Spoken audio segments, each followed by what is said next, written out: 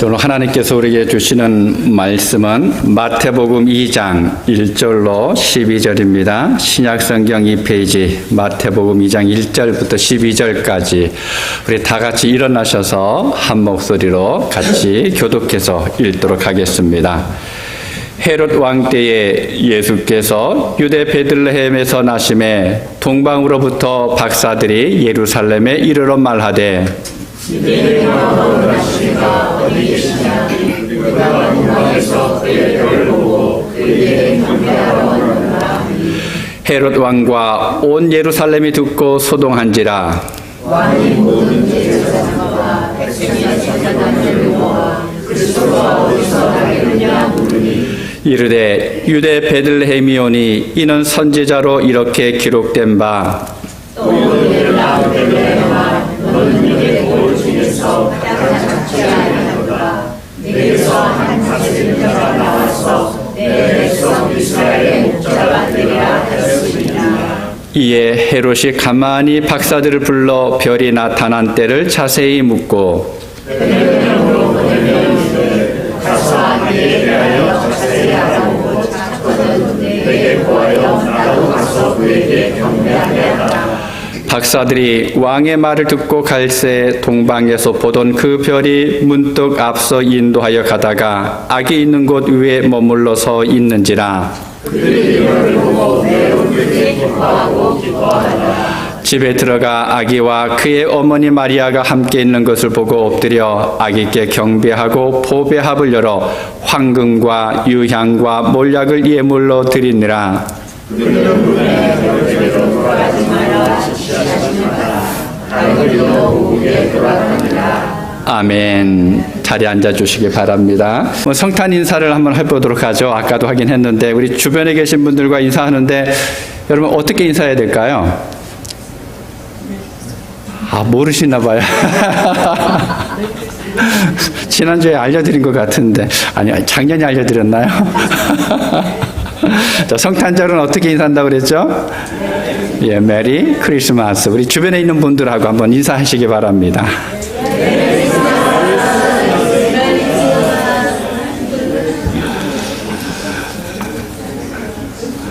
예, 성탄절 되면서 뭐 선물도 주고받기도 하셨을 거고 인사도 받으셨을 텐데 여러분 지금까지 받은 선물 중에 가장 큰 선물이 무엇입니까? 어떤 게 가장 클까요? 아니면 자동차인가요? 자, 우리가 받은 가장 큰 선물이 있습니다. 바로 예수 그리스도입니다. 여러분 예수님께서 우리에게 오신 것이 가장 큰 성탄의 선물입니다. 여러분 맞죠? 이걸 기억하시면서 여러분 지내실 수 있게 바랍니다. 성탄절 즈음 되면 이제 부르던 찬송이 하나가 있습니다. 오늘 또 앞에 찬양하면서 함께 불렀었던데 이제 고요한 밤, 거룩한 밤. 제가 고등학교 다닐 때는 24일 밤만 되면 다 모였습니다. 뭐 찬양도 하고, 뭐 칸타타도 뭐 거의 1시간 정도 하고, 이제 그것으로 끝나는 게 아니라 이제 밥 먹고 좀 쉬었다가 또 새벽성을 돌러 나가죠. 이제 그때 빠지지 않는 찬송이 바로 고요한 밤, 거룩한 밤입니다. 처음에 그 노래를 부를 때는, 이 찬양을 부를 때는 당연히 주님께서 오신 밤이니까 고요하고 거룩할 거야 라고 그냥 생각을 했습니다. 아무렇지도 않게 그렇게 하면서 찬양을 불렀었는데 어느 순간부터 고민이 생기기 시작을 했습니다. 여러분 뭔지 아세요? 이 찬양을 할 때마다 정말 예수님이 태어나신 그날 밤이 고요했을까? 그날 밤이 정말 거룩했을까? 라고 하는 것을 어느 순간부터 생각을 하기 시작을 했습니다. 여러분 예수님이 왜 마국간에서 태어나셨습니까? 왜 많은 그 집들을 놔두고 마국간에 태어나셔야 할 이유가 뭐였습니까? 사람들이 너무 많아서 그랬죠.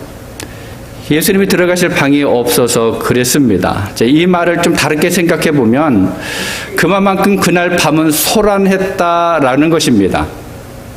너무 많은 사람들이 몰려서 여기저기서 소동이 일어났을 것입니다. 어수선했습니다. 시끄러웠고 냄새나고 지저분한 밤이었습니다. 그래서 어느 분이 이렇게 이야기합니다. 그날 밤은 더러운 밤이었고 악취나는 밤이었다. 그렇게 더러운데도 그분은 가까이 우리에게 다가오셨다. 여러분, 이것이 중요합니다. 이게 사실입니다. 우리가 깨끗해서 주님이 오신 것이 아니에요. 우리가 거룩했기 때문에 주님이 오신 것이 아닙니다. 냄새나고 더럽고 엉망진창인데도 오셨습니다. 내가 얼마나 지저분한지를 알면 사람들이 내게 다가오지 않을 텐데, 근데 그것을 아신 주님께서는 그럼에도 불구하고 내게 오셨다라는 것입니다. 왜 그렇습니까? 우리를 사랑하셨기 때문에 그렇습니다. 그래서 주님이 오신 밤은 거룩한 밤이고 하늘의 별들도 짐승들도 조용한 고요한 밤입니다. 주님이 거룩하고 고요한 밤에 오신 것이 아니라 주님께서 악취나고 더럽고 또 지저분한 이곳에 오셨기 때문에 그날이 바로 고요한 밤이 되었고 거룩한 밤이 된 것입니다. 자, 그런데 여러분, 그 예수님이 지금 어디에 계시나요? 예수님이 어디에 계십니까? 좀 찾으시기 바랍니다. 그리고 매일매일 살아가실 때마다 그 예수님과 함께하는 여러분 되시기 바랍니다. 헤롯 왕 때 예수 그리스도의 나심에 대해서 알고 있던 동방 박사들이 예루살렘으로 찾아왔습니다. 그리고 이 박사들이 왕 앞에 들어가서 이야기합니다. 유대인의 왕으로 태어나신 아기가 어디 계십니까? 우리가 동쪽에서 그 아기 별을 보고 아기에게 경배하려고 찾아왔습니다. 라고 이야기합니다. 근데 이 말을 듣고 헤롯이 깜짝 놀랍니다. 그리고 예루살렘의 모든 시민들이 이 박사들이 한 이야기를 듣고는 동요하기 시작합니다. 헤롯은 물론이고 온 성이 시끄럽기 시작합니다. 그리스도가 나셨다라고 하는 그 소문으로 인해서 온통 아우성이고 난리 현장에서 우리 성경을 보다 보면 몇몇 부류들을 찾아볼 수가 있습니다. 그 사람들을 살펴보면서 나는 지금 예수님을 어떻게 맞이하고 있을까? 내 믿음은 어떤 모습일까라고 하는 것을 잠시 생각해 보았으면 좋겠습니다. 첫 번째는 헤롯입니다. 헤롯은 그리스도가 나셨다는 말을 듣고는 경계하는 마음으로 가득 찼습니다. 헤롯은 유대인의 왕이라고 하는 예수가 혹시 자기 권력의 걸림돌이 되지는 않을까 생각했습니다. 지금 왕의 자리에는 자기가 앉아 있는데 이 세력을 지키고 또 영향력을 끼치는 데 있어서 어떤 침해를 받지 않을까라고 하는 두려움이 있었습니다. 그래서 헤롯은 마음속으로 몰래 생각한 것이 있었습니다. 바로 아기 예수를 죽이려고 하는 것입니다. 헤롯이 지녔던 소동의 원인은 자기 왕위가 위협받는 것에 있었습니다. 학자들은 아마 이때쯤 헤롯의 나이가 70쯤 됐을 것이다 라고 생각을 합니다. 주변에 좀 뛰어난 사람이 있으면 두려워지기 시작할 때입니다. 언제 왕위에서 쫓겨날는지도 모르는 상황입니다. 심지어 헤롯은 왕의 자리를 지키기 위해서 아내는 물론이고 아들까지 죽였다라고 이야기합니다. 오늘 본문 7절에 보면 이에 헤롯이 가만히 박사들을 불러 별이 나타난 때를 자세히 묻고라고 이야기합니다. 여기서 가만히라고 하는 것은 헤롯이 은밀하게 일을 처리하고 있다라고 하는 것을 알 수가 있습니다. 정치적인 어떤 술수와 음모에 능통한 사람입니다. 그래서 이 가만히는 아기를 죽이려고 음모를 꾸미는 그러한 헤롯의 행동을 우리에게 알려주고 있습니다. 아마도 이 헤롯은 박사들의 환심을 사기 위해서 아마 최상의 것으로 대접을 했을 것입니다. 헤롯이 별이 나타난 때를 자세히 물었다 그랬는데 여러분 이 말 속에는 예루살렘에서는 아직 별이 보이지 않았다라는 거죠. 어느 누구도 그 별을 본 사람이 없다라는 것을 이야기합니다. 그런데 이 질문 속에 하나의 의도가 숨겨져 있습니다. 여러분 그것이 무엇입니까? 우리가 읽진 않았지만 16절을 보게 되면 베들레헴과 그 지경의 모든 산의 아이들을 살해한 장면을 우리가 생각해 보면 알 수가 있습니다. 헤롯은 태어난 유대인의 왕이 다윗 왕국을 회복시키기 위해서 하나님께서 보내신 메시아라고 하는 사실을 눈치챘어요. 그런데 헤롯은 왕의 자리가 위협받는 상황이 두려웠습니다. 오늘 본문 8절을 함께 읽도록 하겠습니다. 베들레헴으로 보내며 이르되 가서 아기에 대하여 자세히 알아보고 찾거든 내게 고하여 나도 가서 그에게 경배하게 하라. 나도 가서 그에게 경배하게 하라. 헤롯의 치밀한 모습을 볼 수가 있습니다. 자신의 추악한 음모를 가리기 위해서 헤롯이 한 말이 뭔가 하면 나도 가서 그에게 경배하고 싶다라고 이야기한 것입니다. 여러분, 거포장을 한 거예요. 먼 길을 마다하지 않고 달려와서 경배하기 위해서 아기 예수를 찾던 이 동방박사하고 또 헤롯이 거짓 경배하는 모습하고 같을 수 있을까요? 분명히 다를 것입니다. 자, 그럼 여러분 한번 우리를 생각해 보도록 하죠. 저와 여러분은 지금 어떤 마음으로 하나님을 예배하고 있습니까? 어떤 마음으로 주님을 경배하기 위해서 여러분 이곳에 와 계십니까? 두 번째로는요, 제사장들과 서기관들입니다. 이 사람들은 무심했어요. 오늘 본문 4절부터 6절을 우리 함께 읽도록 하겠습니다.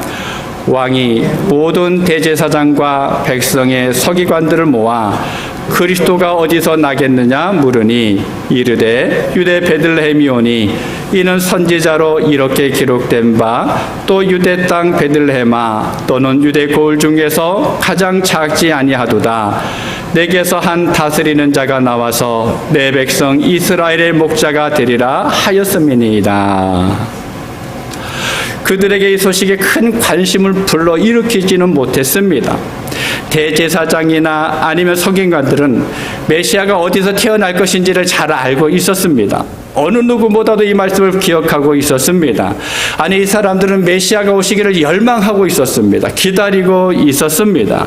그런데 이 사람들 중 어느 누구 한 사람 베들레헴으로 가서 나신 아기 예수님께 경배하지 않았다라는 겁니다. 이들은 예수님께 경배하지 않았을 뿐만 아니라 나중에는 어떻게 했습니까? 핍박했습니다. 예수님을 십자가에 못 박아 죽이는데 앞장섰습니다. 알기는 아는데 그것을 믿음으로 표현하지 못한 것입니다. 성경은 기억하고 있는데 그 말씀대로 살아가지 못하고 있는 모습을 우리가 발견할 수가 있습니다. 여러분, 왜 이렇게 이 사람들이 나신 예수님께 무관심했을까요? 분명히 아기 예수가 탄생했다라고 하는 소식을 동방박사들을 통해서 들었는데 그럼에도 불구하고 이 사람들은 왜 아무것도 하지 않았었습니까? 기다리고는 있었는데 정작 기다리는 메시아가 왔는데 이 사람들은 꿈쩍하지 않고 있습니다. 왜 그렇습니까? 마음이 세상으로 향해 있기 때문에 그렇습니다. 제사장들과 서기관들이 넘쳐나는 물질 때문에 감당할 수 없는 그 명예 때문에 메시아가 필요하지 않았다라는 거예요. 메시아가 없어도 우리는 이렇게 잘 살고 있어 라는 생각이 있었습니다. 그렇다면 여러분, 오늘 우리는 어떻습니까? 예수님께서 다시 오신다라고 하는 사실을 우리는 잘 알고 있습니다. 그런데 그 예수님을 맞이할 준비를 여러분 하고 살아가십니까? 우리는 오히려 우리 마음속에 이런 생각이 들 때가 있습니다. 주님께서 조금만 좀 늦게 오셨으면 좋겠다. 지금이 아니라 나중에 오셨으면 좋겠다라고 하는 생각을 할 때가 있습니다. 오시기는 오시는데 그 주님께서 꼭 오셔야만 하는데 내 때는 말고 이런 생각을 합니다. 신앙생활이 하나의 액세서리가 되고 하나님의 일을 감당하는 것이 아니라 하나의 명예를 위한 것이 되어가고 있다라는 것입니다. 여러분, 예수님 당시의 제사장이나 또 서기관들의 모습과 똑같은 그런 모습이 내 안에 있는 것을 발견할 수가 있습니다. 세 번째로는요, 여관집 주인입니다. 이 사람은 너무 바빴습니다. 아니 온통 땅의 것에 신경을 다 집중하고 있습니다. 누가복음 2장 3절부터 7절입니다. 우리 함께 읽겠습니다. 모든 사람이 호족하러 각각 고향으로 돌아가매 요셉도 다윗의 집 족속이므로 갈릴리 나사렛 동네에서 유대를 향하여 베들레헴이라 하는 다윗의 동네로 그 약혼한 마리아와 함께 호족하러 올라가니 마리아가 이미 잉태하였더라. 거기 있을 그때에 해산할 날이 차서 첫 아들을 낳아 강보로 싸서 구유에 뉘었으니 이는 여관에 있을 곳이 없음이로라. 아멘. 예수님께서 태어나셨던 날 여관집 주인은 어느 누구보다도 가장 가까이서 메시아를 영접할 수 있는 기회가 있었습니다. 그런데 손님을 맞이하고 돈을 버는데 급급한 나머지 예수님을 영접할 수 있는 절호의 기회를 놓치고 말았습니다. 오늘날도 마찬가지입니다. 교회 안에서도 마찬가지입니다. 이런저런 일들을 감당하면서 바쁘게 지납니다. 그러다가 주님이 어디 계신지를 깜빡하고 살아갈 때가 있습니다. 주님의 마음이 어디로 향하고 있는지 생각하지 않고 내 생각대로 살아갈 때가 있습니다. 성탄절을 맞이해서 곳곳에 트리가 만들어지고 크리스마스 캐롤을 틀어놓기는 하는데, 그런데 그 속에는 예수 그리스도의 탄생을 기뻐하면서 경배하는 것이 아니라 성탄절을 이용하고자 하는 사람들의 마음이 있습니다. 만약 우리가 성탄절을 단순히 그렇게 생각한다 그러면, 그냥 하루의 쉼의 시간으로 생각한다 그러면 여관집 주인과 별반 다를 것이 없습니다. 여러분, 세상을 살아가면서 부지런히 살아가시기 바랍니다. 또 가족들과 친구들과 즐겁고 행복한 시간을 보내시기를 바랍니다. 때로는 여행을 가셔도 좋습니다.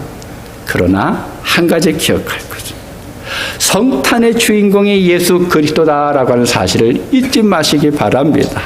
내가 있는 그곳에 주님께서 계시다라고 하는 사실을 여러분 기억하시면서 그 주님을 경배하시기를 바랍니다. 마지막 네 번째로는요, 동방에서 온 박사들이 있습니다. 이 사람들은 예수님을 경배하기 위해서 먼 길을 달려온 사람입니다. 본문 1절과 2절을 보면 헤롯 왕 때에 예수께서 유대 베들레헴에서 나심에 동방으로부터 박사들이 예루살렘에 이르러 말하되 유대인의 왕으로 나신 이가 어디 계시냐? 우리가 동방에서 그의 별을 보고 그에게 경배하러 왔노라 하니. 동방에서 온 박사들은 당연히 이방인이었을 것입니다. 그런데 그들이 먼저 아기 예수께 경배하고 있다라는 거예요. 10절에 보면 이렇게 기록합니다. 그들이 별을 보고 매우 크게 기뻐하더라. 별을 보고 찾아봤는데 중간에 그 별이 보이지 않습니다. 이제 그러다가 예루살렘에 도착해서 다시금 그 별을 발견했습니다. 너무 기뻤다라는 겁니다. 이 순간 박사들의 기쁨은 최상의 기쁨이었습니다. 그 어느 것과도 바꿀 수 없는 그 기쁨을 이 박사들이 누리고 있습니다. 이 박사들이 아기 예수가 누구이며 자신들이 무엇을 해야 되는지를 분명히 알고 있는 사람들입니다. 그들은 예수님이 유대인의 왕이라고 하는 사실을 확신하고 있었습니다. 그래서 예루살렘에 가면 나신 아기를 만날 수 있을 것이다라고 하는 그 마음을 가지고 왔습니다. 그런데 그것에 도착해 보니까 어떻습니까? 정작 예루살렘에서는 아기 예수에 대해서 아무도 모르고 있다라는 거예요. 구세주가 태어난다라고 하는 그 소식조차도 아무도 알지 못하고 있었습니다. 이러한 상황에서 이 베들레헴을 그 예루살렘을 찾아온 동방의 박사들의 그 모습을 통해서 우리가 내 신앙의 모습을 발견해 볼 수가 있습니다. 먼저는요, 그들이 메시아를 만나려는 모험적인 신앙을 가지고 있었다라는 것입니다. 이 동방의 박사들은 멀고 먼 길을 여행하면서 아기 예수를 경배하기 위해서 찾아왔습니다. 예수님만 본다라고 하는 그 목적을 가지고 찾아왔습니다. 여러분, 우리의 신앙이 때로는 과감한 모험이 필요할 때가 있습니다. 안전하게 아무런 부담이나 희생이 없는 일이 아니라 뭔가 이것을 함으로 인해서 내게 어떤 영향이 끼칠 수 있다라고 하는 그 위험함이 있지만, 그럼에도 불구하고 그 길을 걸어갈 때 하나님께서 주시는 놀라운 능력을 볼 수가 있습니다. 힘들지만 어렵지만 거룩한 부담과 신령한 모험은 신앙생활을 더 빛나게 만듭니다. 크고 작음의 문제가 아니라 내 마음의 문제입니다. 그 다음으로는 동방의 박사들은 자신들이 무엇을 해야 하는지를 분명하게 알고 있었습니다. 그에게 경배하러 왔노라. 동방의 박사들은 예수님께 경배하기 위해서 왔다라고 분명하게 이야기하고 있습니다. 여러분, 경배하는 것이 무엇입니까? 어떻게 하는 것이 경배하는 것일까요? 이 박사들은 동방에서 온 페르시아 사람들입니다. 근데 이 사람들은 경배할 때 가지는 자세가 있습니다. 어떻게 하는지 여러분 아시죠? 무릎 꿇고 그 앞에서 완전히 엎드리는 것입니다. 이것이 이 사람들이 생각하는 경배하는 모습입니다. 당신은 나의 주인입니다. 내가 당신께 굴복합니다. 나는 당신의 다스림에 전적으로 따라가겠습니다. 라고 하는 의미가 담겨져 있습니다. 이것이 경배하는 것입니다. 우리가 예수님을 경배한다 그러면 주님 앞에 온전히 엎드려야 합니다. 주님의 뜻이면 나는 무엇이든지 하겠습니다. 라고 하는 결단을 가지고 나가야 합니다. 그리고 마지막 세 번째로는요, 황금과 유향, 몰약을 예물로 드리는 신앙입니다. 오늘 본문 11절을 보면 집에 들어가 아기와 그의 어머니 마리아가 함께 있는 것을 보고 엎드려 아기께 경배하고 보배합을 열어 황금과 유향과 몰약을 예물로 드리니라. 이 동방의 박사들이 가지고 온 예물은 황금과 유향과 몰약입니다. 당연히 당시 최고의 가치가 있는 것들입니다. 그런데 이 예물에는요, 이 값어치보다 더 큰 의미가 있습니다. 황금은 믿음을 이야기합니다. 동방의 박사들이 태어난 분이 왕이다라고 하는, 구주라고 하는, 세상을 구원할 분이라고 하는 그 믿음이 있었다라는 것입니다. 그리고 유향은 기도를 이야기합니다. 기도한다라고 하는 의미는 무엇입니까? 예수님을 대제사장으로 고백하고 있다라는 것입니다. 그리고 몰약은 희생을 의미합니다. 주님이 어떠한 분이심을 고백하고 있는 것입니다. 황금과 유향과 몰약을 주님 앞에 드렸다라고 하는 것은 주님이 왕이시고 주님이 우리를 다스리실 것이고 주님이 우리의 구원주가 되실 것이고 우리의 생명이 된다라고 하는 고백이 이 물질 속에 담겨져 있습니다. 박사들은 경배하기 위해서 먼 길을 달려왔습니다. 자, 그러면 우리는 왜 이곳에 왔습니까? 여러분은 오늘 이곳에 왜 와 앉아 있습니까? 오늘 내가 왜 이 자리에 왔는지를 분명히 알아야 합니다. 하나님을 예배하는 것입니다. 주님을 경배하는 것입니다. 가장 겸손한 모습으로 하나님 앞에 서는 시간이어야 합니다. 또 이 시간을 통해서 우리는 진실을 진실로 믿는 믿음이 필요합니다. 하나님의 말씀을 들어가면서 내 삶에 비춰봐서 이건 아니야 라고 하면서 이리저리 피하는 것이 아니라 하나님께 주신 말씀이기 때문에 이것은 진리야 라고 하는 믿음을 가져야 합니다. 거룩한 제단 앞에서 거룩한 마음으로 진정한 신앙의 자세로 우리는 살아갈 수 있어야 합니다. 주님께서 이곳에 오셨기 때문에 이것은 거룩한 초소가 되었습니다. 우리가 거룩하게 만든 것이 아닙니다. 주님이 오셨기 때문에 그렇습니다. 그럼 그 주님 앞에 다가오는 우리의 마음도 거룩함으로 변화되어져야 합니다. 말씀을 진리로 받아들이고 하나님을 진실로 믿고 의지하려는 마음의 자세가 있어야 합니다. 진지하게, 경건하게 열린 마음은 모든 신앙적인 문제를 풀어갈 수 있는 열쇠가 됩니다. 사랑하는 그레이스 성경교회 성도 여러분, 예수 그리스도의 탄생의 소식을 들은 헤롯과 예루살렘에 사는 모든 사람은 소동했습니다. 그런데 그것으로 끝났어요. 그들 중에 예수님을 만난 사람들은 없습니다. 그들 중에 예수님께 찾아가서 경배한 사람들은 없습니다. 오히려 많은 이들이 함께 모인 그 시간의 축제와 요란함 속에서 성탄이 무엇인지를 알지 못하고 있었습니다. 사랑하는 여러분, 가만히 한번 생각해 보시기 바랍니다. 성탄이 여러분에게 무엇입니까? 성탄이 여러분에게 있어서 어떤 의미입니까? 성탄이 여러분과 어떤 관계가 있습니까? 좀 생각해 보시고 스스로를 향해서 결단하면서 답할 수 있는 여러분 되시기 바랍니다. 기도하겠습니다. 아버지 하나님, 하나님께서 우리를 너무 사랑하셔서 지저분하고 냄새나고 이것저것에 흠집이 많았었던 우리 곁에 독생자 예수님을 사람의 몸으로 이 땅에 보내주신 은혜에 감사합니다.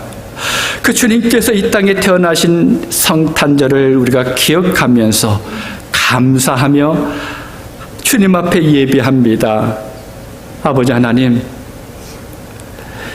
이 성탄의 의미가 나에게 무엇인지를 우리가 늘 기억하게 하여 주옵소서. 주님께서 이 땅에 나신 이 날이 나와는 무슨 상관이 있는지 우리가 늘 깨닫고 살아갈 수 있도록 도와주옵소서. 주님께서 오셨기 때문에 내가 하나님의 자녀가 됐고, 주님께서 사람의 몸으로 이 땅에 오셨기 때문에 내가 구원받았다라고 하는 그 사실을 분명하게 기억하면서 그 주님 앞에 감사의 찬송을 끊이지 않는 우리 모든 그레이스 성경교회 성도들 되게 하여 주옵소서. 오늘 하루만이 아니라 앞으로 우리가 살아가는 평생의 시간 동안 그 주님을 기억하면서 그 주님과 함께 걸어갈 수 있는 우리 모두가 될 수 있도록 주의 성령께서 붙잡아 주옵소서. 예수님의 이름으로 기도하옵나이다. 아멘.